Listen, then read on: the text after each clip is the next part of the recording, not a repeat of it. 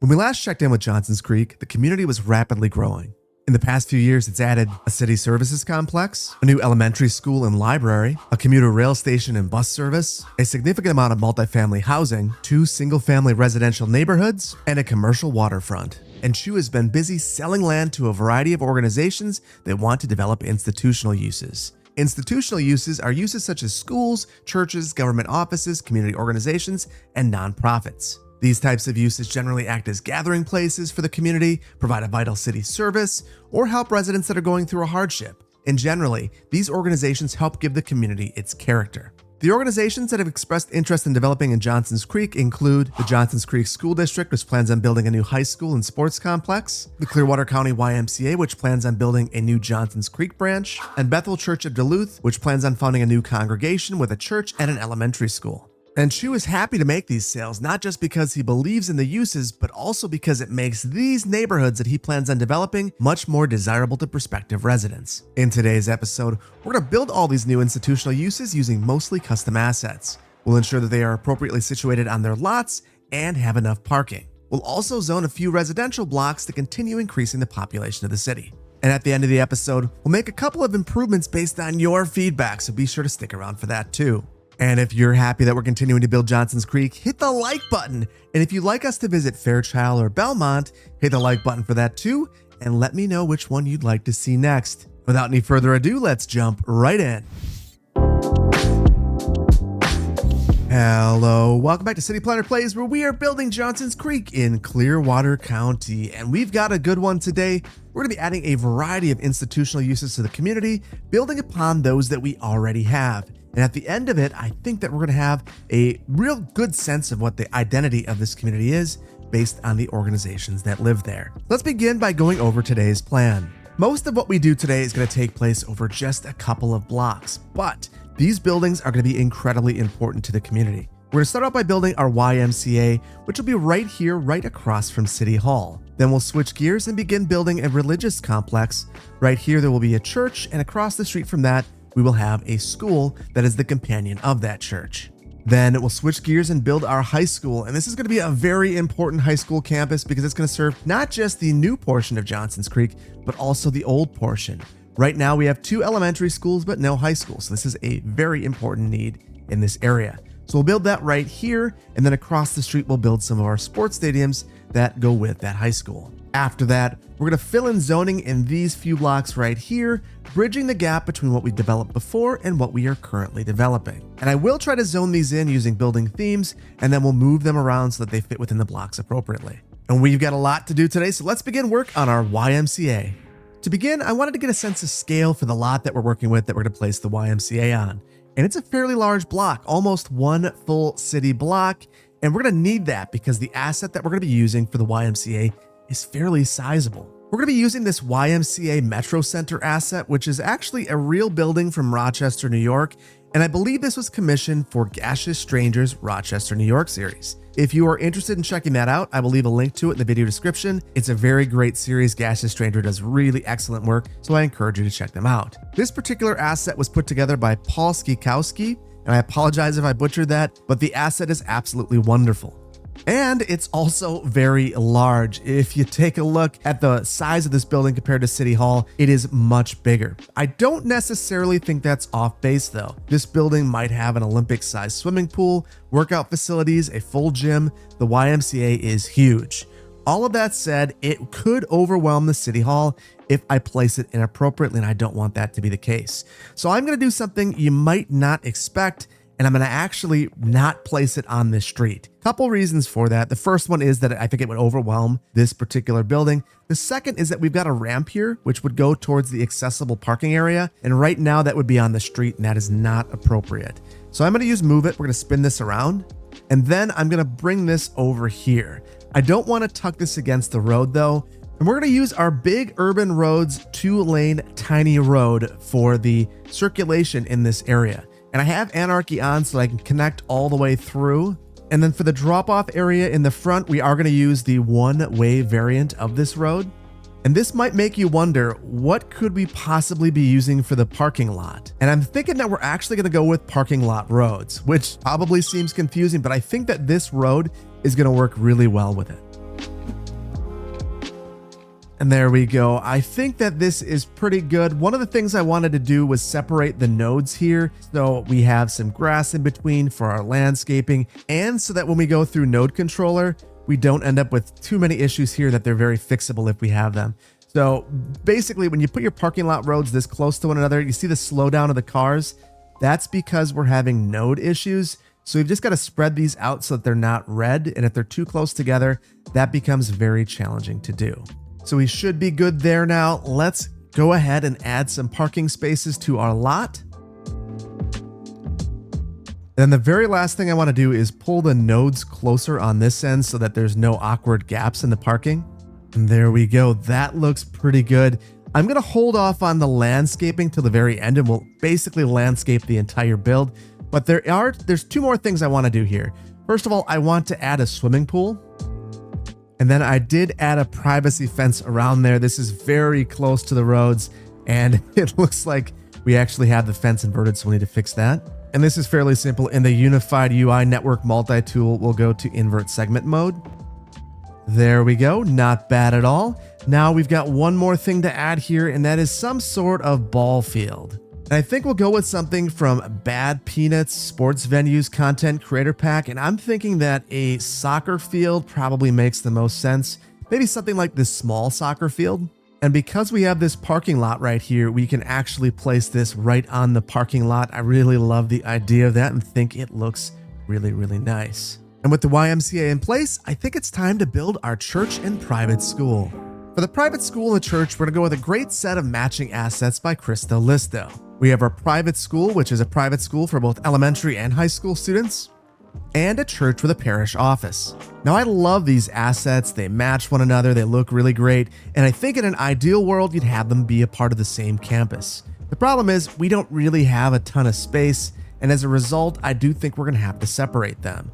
And the main reason for that is that the church is going to require a great deal of parking, and for the school, we're going to need to leave enough space for a playground and some ball fields for the kids. As a result of that, I am going to move the school across the street. And the nice thing about that is it will give us the opportunity to create a bus loop in here. And then we'll do the exact same thing with the church. We'll place that across the street from it, and that'll give us the opportunity to create a drop-off circulation loop through here as well. So again, we'll start out with one of our big urban roads, 2-lane tiny, and we'll create our circulation loop.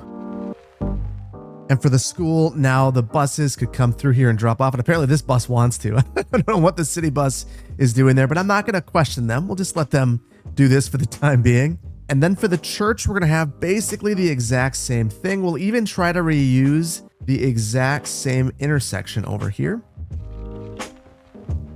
And then for both of these loops, I've gone ahead and went through node controller to make sure that we didn't have any broken nodes. So now we need to make our parking facility for the church, and this is going to be sizable. And you might have noticed I backed the church down, and the main reason for that is I think we're going to add an alley behind here, maybe even line it up with this alleyway back here.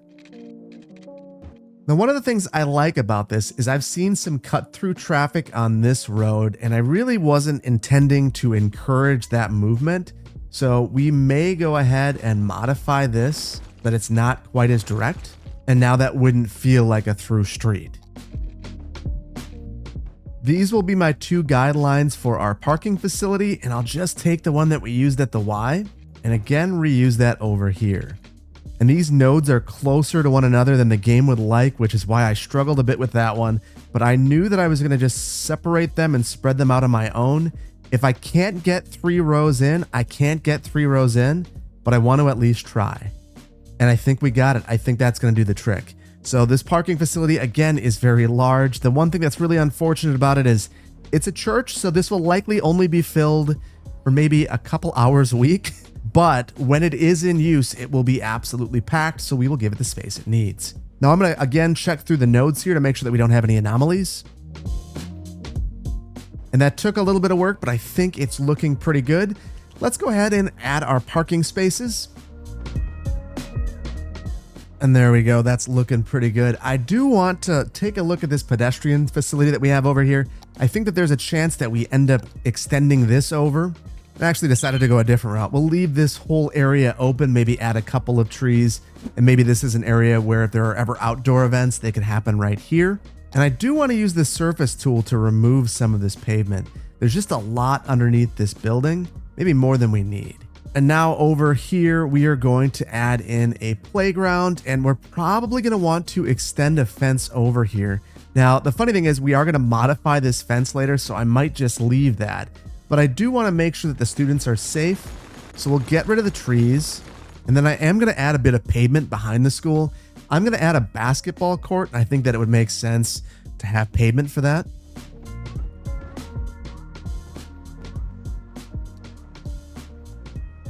There we go. Nothing all that extravagant, but we've got a playground, basketball, some foursquare, and some soccer nets. Now I want to fence this area in so the kids don't end up in either this arterial or in the water. And we'll use this Solden's chain link fence. This is a prop, so we can use the line tool. And I'll use fence mode, which will allow me to place this very nicely. And there we go. I think that is a nice little campus. And again, just like the YMCA, we'll hold off our landscaping until the end. So let's move on to building our high school. Here we are at our high school site, and wouldn't you believe it, Cristo Listo has our back again, and we are going to use the suburban high school. Now, we've used one of the buildings before, but we didn't use the entire high school, and I want to this time around. So we'll place those there temporarily, and then I'm going to extend this road over. I'll just copy our existing road, and we'll pull that up. I decided to just finish off the blocks that we're going to be working on over here. And for this school, the fun thing about a modular building like this is that we can move it around and get it to kind of fit right within this block however we see fit. So I'm going to take this edge of the school and try to line it up really nicely in the corner here. And then this one, we're going to line up with this other street, and we will overlap them. And then I'm going to Control H these into one another so they're at the same height, and that is amazing. I love that. So this is a really unique shape, and I think we're going to be able to create something that feels really natural here. And part of that is going to be the parking itself. We're going to have to work with that to try to make it feel natural. So the exact same thing, we're going to go with the exact same big urban roads, 2-lane, tiny. But for this parking lot, I want to try something I haven't really done before. That is, I want to make this feel very natural and organic in terms of the way the parking lot sits anyway. I decided to move this over just a little bit. I do want this to be straight, and this is a way to accomplish that. And now for this, here's where things get interesting. I'm going to take this road and curve it. And then over here, we're basically going to carve out a little section and make it completely straight.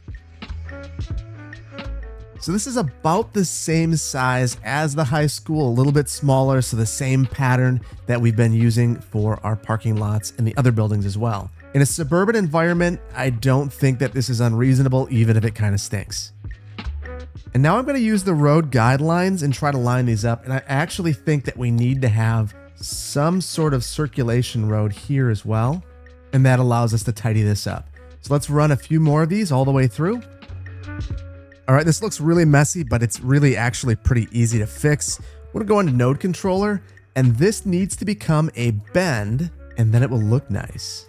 And now it's gonna be a little bit of a trick. We are going to need to add our parking spaces through here slowly, meticulously, and probably in smaller chunks than we might like to, but it's gonna be completely fine. We just have to be patient.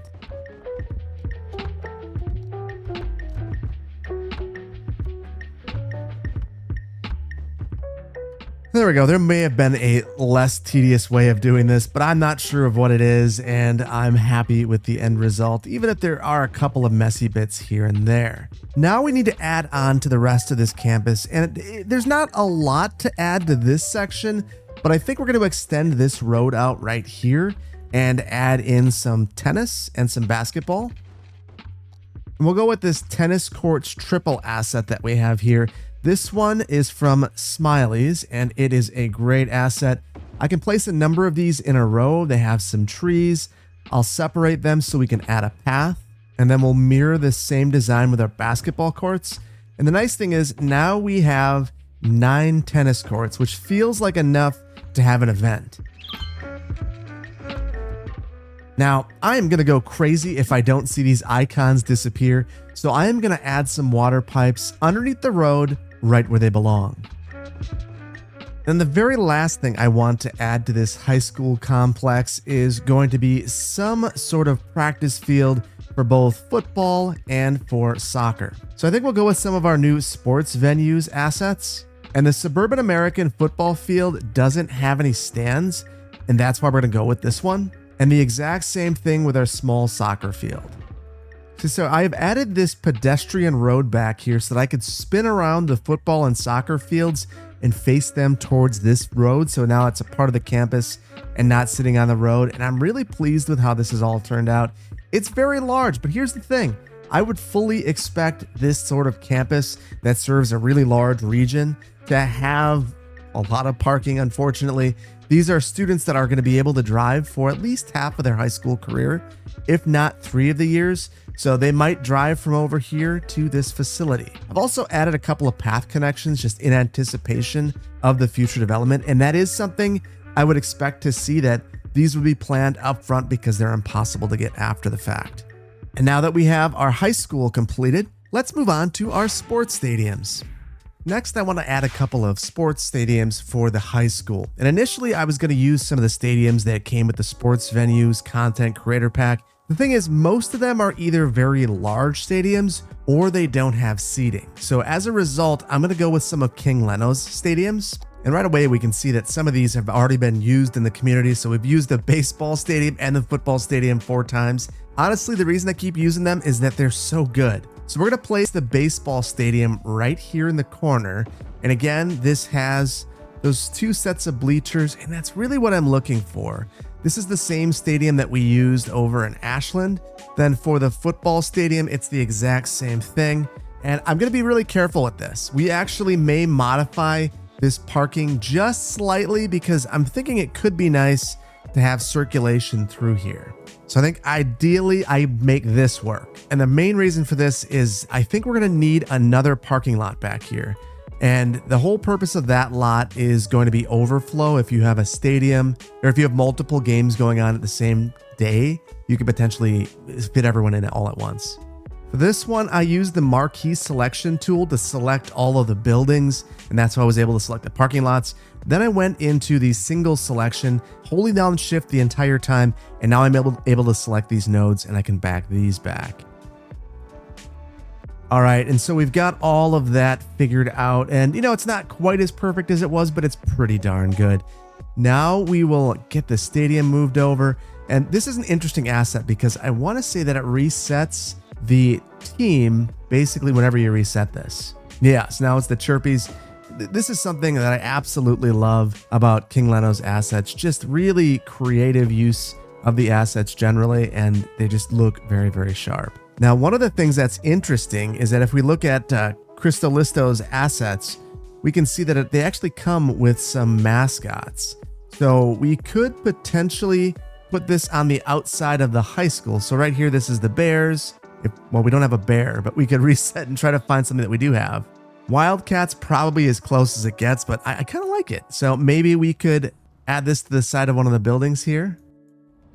There we go. I like that. That's really neat. So that's the sort of thing that you can do if you a little bit creative with some of the assets. And there's one more thing I want to add. I do want to add a nice soccer stadium as well. We have another King Leno asset, the high school soccer stadium.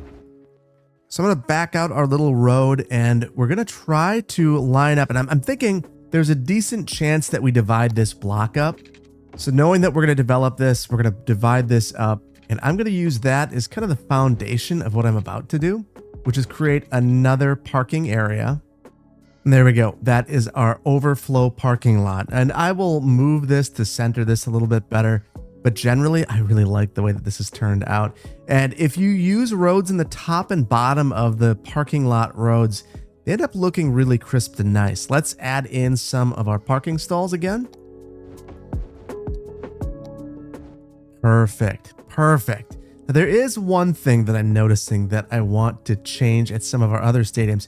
If we take a look, these have really nice stadium lights, And if I have any critique about the assets that we have from the Sports Venues Content Creator Pack, it's that the lights are kind of funky. I don't like these. So what I think we're going to do is just remove the lights on here, or we'll try to replace them, and Bob will have to see how bright they are. So it's the stadium lights, and we want to hide the vanilla, and then we find our stadium light medium, and we will add that in. I'm going to take this to night to see how it looks. Well, it looks like they're in the wrong direction. So if we switch our angle to 90, we can see that that is not good enough.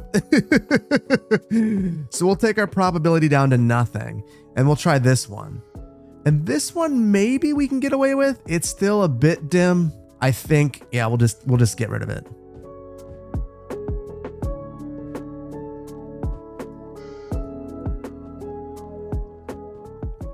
You know, I think that looks pretty darn good. I like that. I am curious, yeah, over here, maybe it's not quite enough. So we'll even add some over here ourselves. Oh, that is awesome. That is awesome.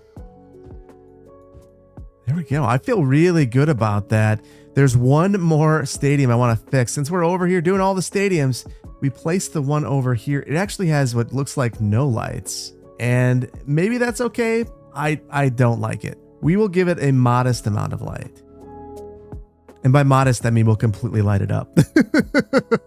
So that is a lot of light. I'm guessing that the folks over in this neighborhood who had a pretty dimly lit neighborhood would not be very happy about this. And we'd have to think about that with the landscaping. So when we get to that, we'll definitely add a generous amount of landscaping right here. All of that said, I'm very pleased with the way the stadiums have turned out. And I think it's time to move on to our zoned residential district. And with all of this new development, there would be a lot of pressure on some of the vacant parcels in between the existing development. And I have a feeling that Chue would be looking to cash in and develop some of these lots. So he's going to save these parcels for himself and develop them. So they will all have a similar style, and it'll be the American eclectic style that we used with the rest of Chue's development. That said, we placed all of these buildings manually, and I want to develop this block, this one, this one, this one, this block here, this block here, and over here, and I want to do so rapidly. So we are going to set a building theme now that we have building themes back in the mix, and I'm hoping that we can grow this in and make it look nice. And that's another reason that we're going to be using American Eclectic. The buildings do not have fences, which some of the other assets do. These will end up looking a lot better on irregularly shaped parcels. So let's set up a theme. So we'll need to create a new district. And now we need to enable a theme for this district. So we'll just click on the name, click themes. And since we have buildings themes manager in there, we can enable theme management for this district. We'll need to select the theme, and I've already made an American Eclectic theme. So we'll select that and disable the other default county-wide themes. And then American Eclectic for levels 1 and 2 has construction sites. They look like trailers, and I don't always level up the buildings as well as I should. So to get around that, we're going to do something interesting in advanced building level control. That's this little panel right here. We're going to say that the minimum level in this district is going to be a 3, and new buildings will have random spawn levels. This should allow me to have a varied district. The land value is already pretty good, and we should see the buildings spawning in looking like normal houses. Let's see if this works. So now we've got our zoning through here. I did decide to have one small block of commercial so that folks could walk to something. We do want this to be a walkable community after all, and I'm a little dubious about this whole area right here. So my thought process is there's a lot of land here that would be saleable if only we divided this up a bit. So I do think we're going to add a break here and break our block up. Then we'll call a slight mulligan right here. I want to be able to divide this up so we get more lots. If I'm here, it's too close to the existing commercial, so we'll take it up a couple of units. And this still doesn't get me far enough back, so I think we're going to do something a little bit more invasive over here. We're going to create an eyebrow, and I've talked about these and done this in the past. I think it's a good way to increase the amount of developable land. Don't necessarily love them, but they do occur. And basically what I've done here is I've created a little bit of a notch out. So now instead of getting one house right here, now maybe we can get 4 around this little bump out. I'm going to just grab some homes from this other area just to plop them here because obviously zoning isn't going to work all that well right here. And I think this is a great example of why developers love these. We could have gotten 1 or 2 homes right here. Instead, we got 4. So that is the power of the eyebrow. Now I'm noticing that we don't have water pipes everywhere. So let's add some water pipes underneath the road, right where they belong. And the other thing I'm noticing is our zoning is breaking up in unique and wrong ways. So we can modify this now in the game without any mods. So I'm just going to take that off there. Same thing here. No need to have the zoning around this bend. We can get rid of that now. That is lovely. I love that we can do that now.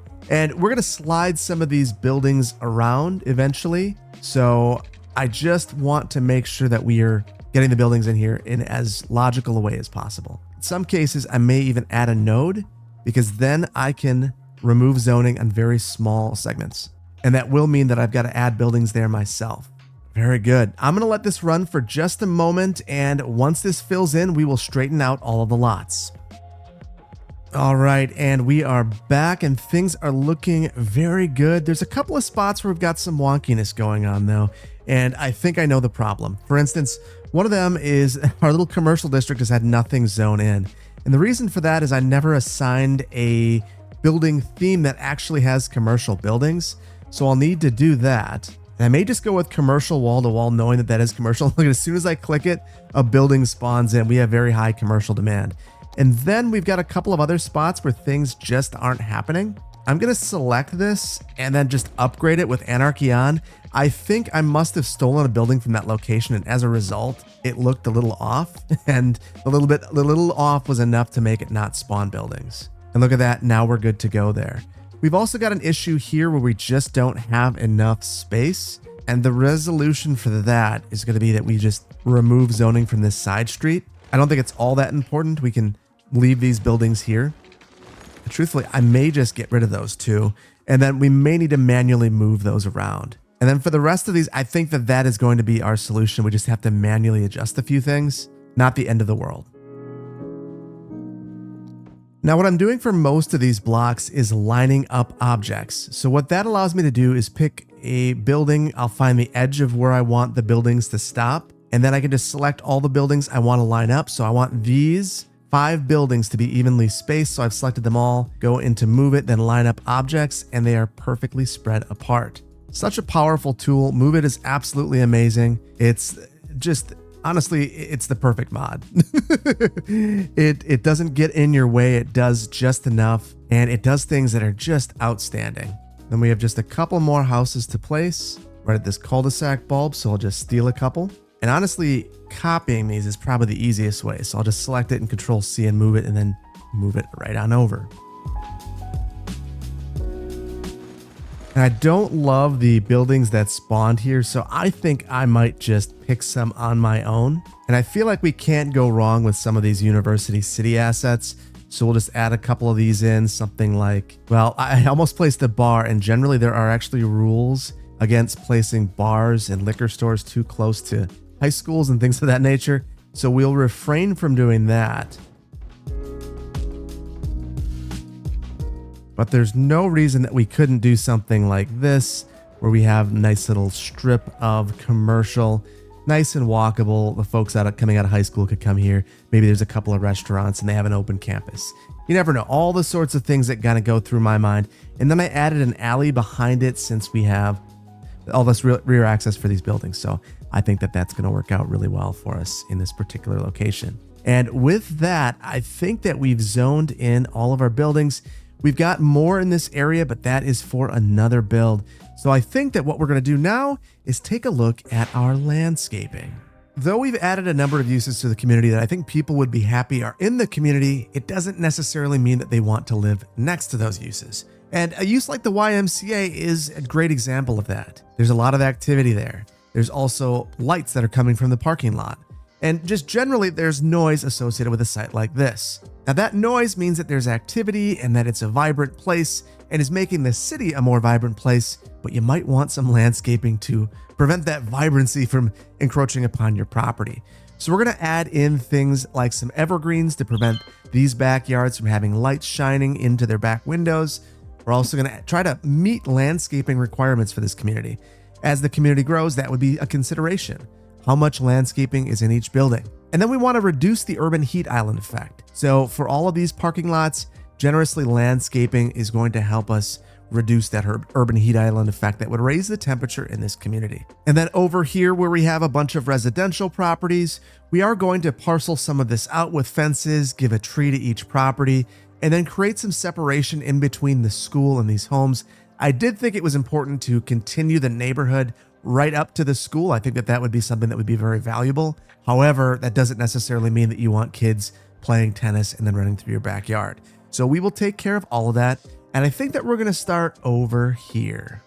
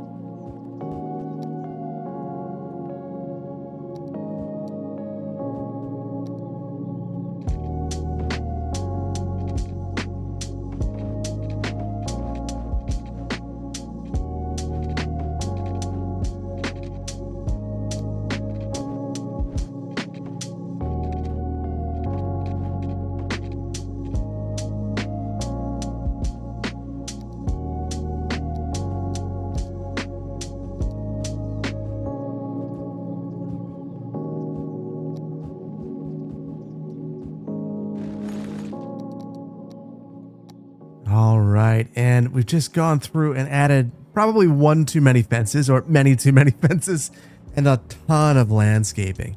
But truthfully, I think that this is what makes an area come to life, and you start to see things that people might do. Like for instance, you want to not see all the tennis courts, maybe add a row of pine trees so that in the winter when the school's in session, maybe in the fall when it's a little bit cooler, you're not seeing all of this stuff. So the leaves are falling off the trees and you're still not disturbed by it. The other thing we've done is we've gone through each of the parking lots and done stuff like this, added some grass in between so it looks a little bit nicer, added some trees again to prevent the heat island effect, and just in general tried to ensure that everything is well landscaped and attractive. So I'm really pleased with where we've ended up, and I think we've got one more thing to do, and that's take inventory of what we've done and have a brief city tour.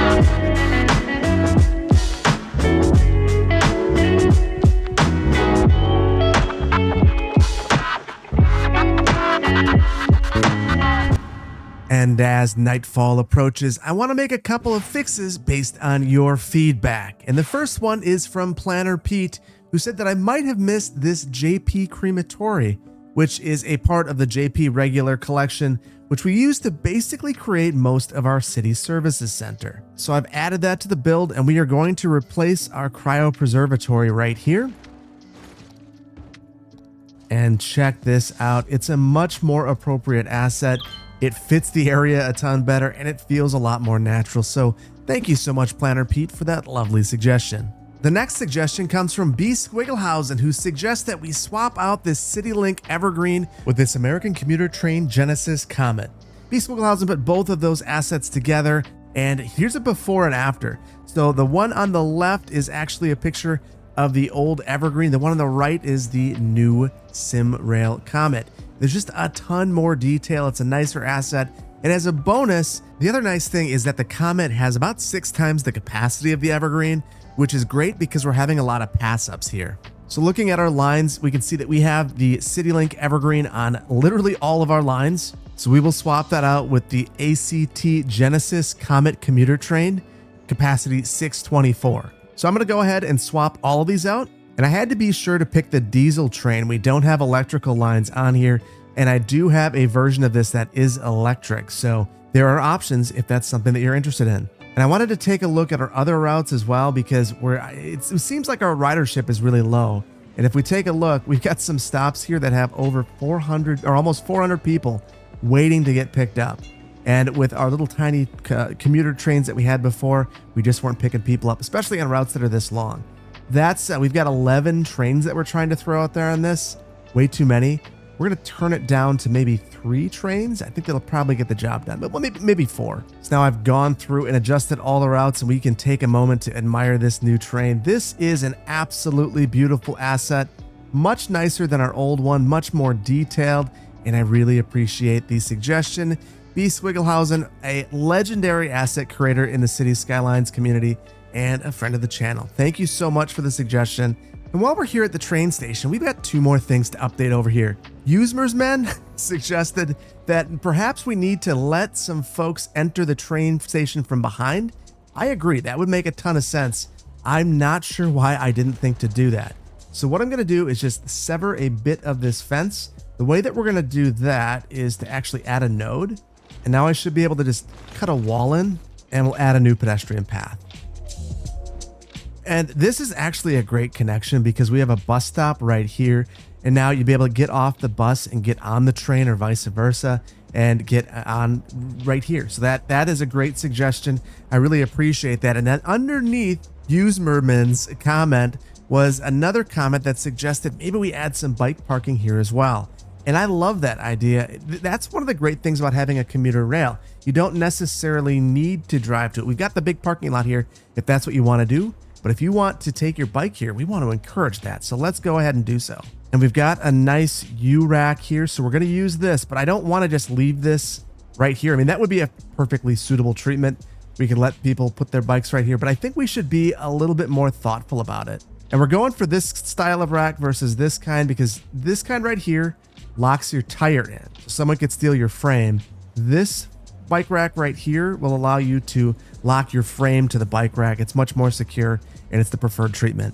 But I thought it might be nice to place these under a shelter. Obviously, this is not a perfect solution, but if it were a rainy day and you had this little shelter, I guarantee that you are much happier than if it's just sitting out there to be rained on. If your bike's just sitting out there to be rained on. The other fun thing about this is there are birds on the top of this little glass shelter, so I'm really excited to add that into the build.